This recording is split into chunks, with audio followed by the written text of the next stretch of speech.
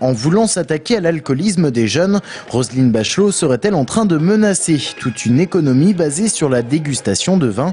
Entre les salons, les fêtes viticoles et les caves, les professionnels du secteur ont trouvé là un très bel outil commercial pour relancer une consommation en perte de vitesse. Alors forcément, ce projet de loi les inquiète, mais surtout les laisse dans l'incompréhension.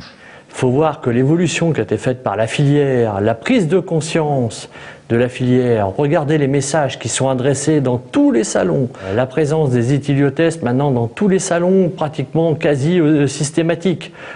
Il y a une prise de conscience complète, les gens goûtent, dégustent, on fait de la pédagogie, on fait de l'éducation, on n'est pas là pour le terme trivial, boire pour boire, c'est fini ça.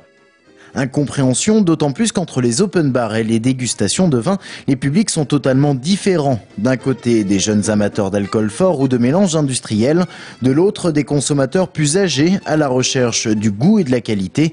Ces dégustations, comme dans cette cave amboisienne, les professionnels du secteur en ont fait une véritable économie, voire un argument touristique. Notre lieu de dégustation... Ici, 50% de l'activité est représentée par ces dégustations œnologiques. D'un autre côté, on nous dit le no-tourisme, au travers de notre secrétaire d'État Hervé Novelli qui dit oui, allez-y, c'est le créneau d'avenir, le no-tourisme, c'est-à-dire le mélange de chambres d'hôtes, d'hôtels, de gens qui voyagent et qui découvrent notre région. Puis d'un autre côté, on nous dit, vous savez, peut-être que bientôt vous n'aurez plus le droit de faire déguster votre vin si vous ne faites pas payer, sous prétexte que dans les soirées étudiantes, l'alcool est à volonté. Je veux dire, je crois que la cible, elle est complètement différente. Ouais.